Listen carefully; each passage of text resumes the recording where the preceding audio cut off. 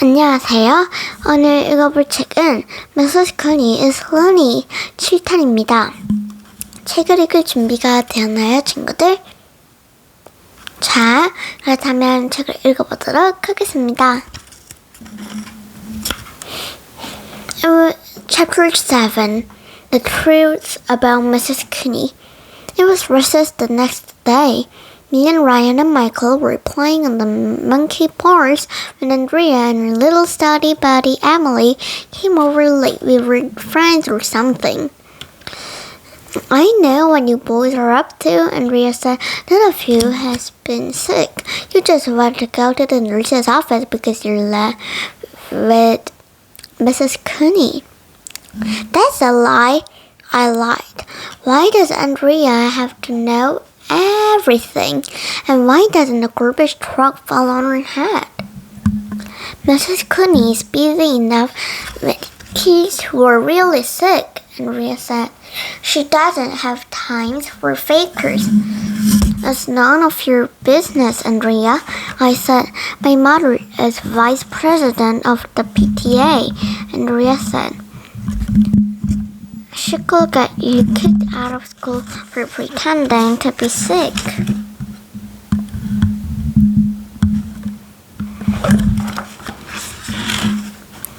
Well,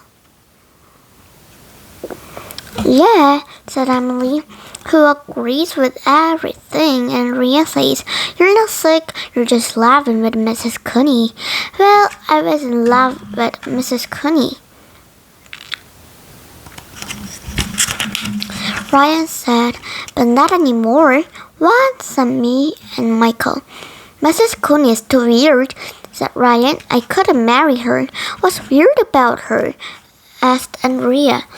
We told Andrea about all the strange things Mrs. Cooney did. I told her that Mrs. Cooney had me hop on one foot and cluck like a chicken while balancing a ruler on my nose.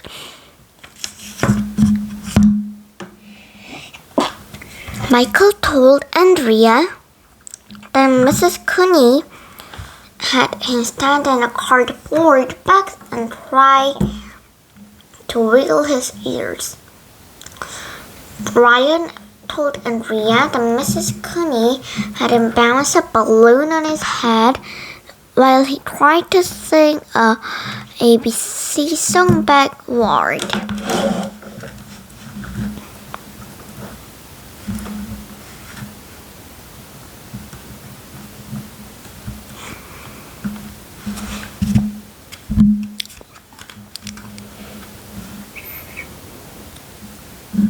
And she put a bag of frozen veggies on my head, added Michael. Well, Andrea and Emily were shocked. They couldn't believe it. That's not what nurses are supposed to do, said Emily.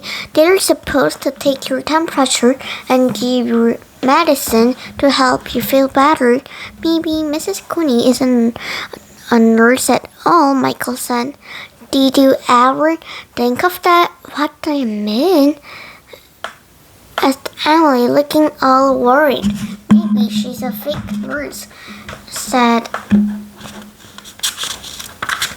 Michael. Maybe she kidnapped the real Mrs. Cooney, locked her up in an airplane hangar somewhere. Stuff like that happens all the time, you know, I added. Andrea sat down on a swing and rested her chin on her hands. I've been giving this a lot of thought, she said. People are not always who they seem to be. I hate to say this, but I've come to the conclusion that Mrs. Cooney is no nurse. So what is she? Emily asked. I have reason to believe, Andrea said, that Mrs. Cooney is a spy. We all gasped. A spy? Asked Michael. You're talking about the woman I love, I said. Andrea got up and paced back and forth from the swing to the seesaw. She looked like one of those detectives in the police movie. Think about it, she said. Mrs. Cooney is always gathering information on everybody. That's what spies do.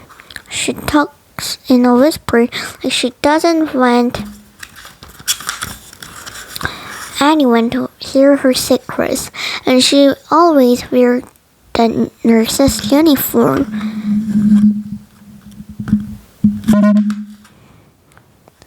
Andrea said they wore regular clothes like everybody else.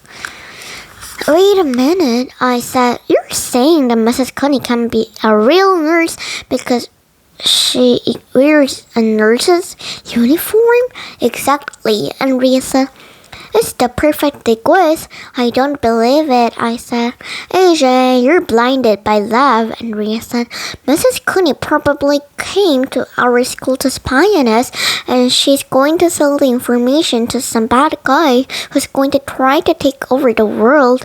We've got to do something, said Emily, and she went running off the playground. You don't know anything about spies, Ryan told Andrea. I've seen lots of spy movies. Spies always wear trench coats and carry briefcases and drive cool cars. They're always slinking around in the dark and looking in file cabinets, and they've got all kinds of cool spy gadgets. Michael was right. I've seen a lot of spy movies too. And watch her, Andrea said. You will see I'm right.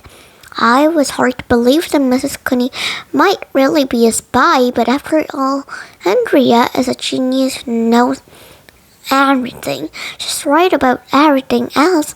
Maybe she was right about this too. 자, 이렇게 7탄이 끝났습니다.